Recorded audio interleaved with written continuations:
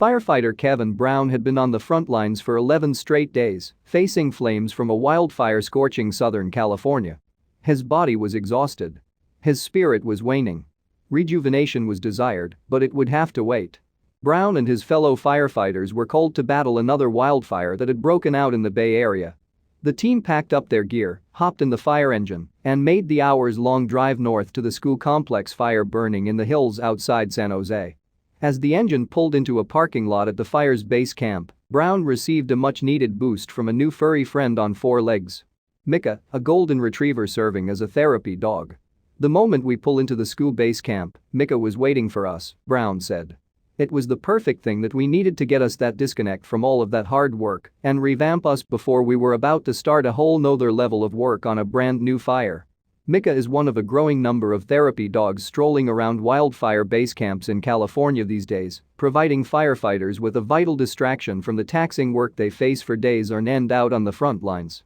"I can tell you from first-hand experience, when we drive off that fire line at about 7 in the morning after being up for, at that point, about 30 hours straight, as tired as we are, seeing the dogs at the entryway of base camp is one of the best, enthusiastic positive shots in the arm we could have," Brown said. Firefighter Ricardo Tlapala visits with a therapy dog and handler during the Caldor Fire. During early morning briefings at base camps for some of the largest fires, the dogs and their handlers will cruise the cafeteria lines or circle the parking lot where the firetrucks are sitting, offering inviting eyes and infectious smiles. "They kind of take in whatever the firefighter wants to put out," Brown said. "Some firefighters just come by and give them a quick pet.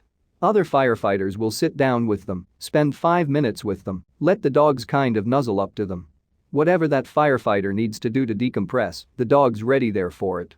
Heidi Carman, a handler herself and founder and executive director of First Responder Therapy Dogs, a nonprofit that lends emotional support to first responders with the help of therapy dogs, said she and her golden retriever Kerith see a wide range of reactions when they visit with firefighters. Tears of sorrow are shed as well.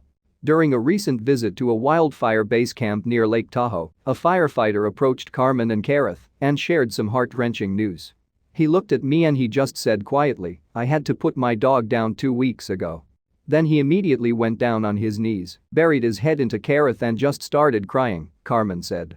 "He cried for a bit and then he looked up at me, wiped his eyes, and as he was still down at Kerith's level, he just said, 'Thank you,' and then walked off." However firefighters react in their interactions with the dogs, it's helping, according to Elisabeth Van Every, senior communications specialist and managing editor at Pet Partners, another organization dedicated to improving people's well-being with the assistance of therapy animals. "There is research that shows that petting an animal can reduce stress hormones and can increase an overall feeling of wellness," Van Every said. "It's very common for people who have the opportunity to visit with a therapy animal to feel less stressed, to have their minds clear up. Even when few, if any, words are shared between the firefighters and handlers, the dogs are still making a difference."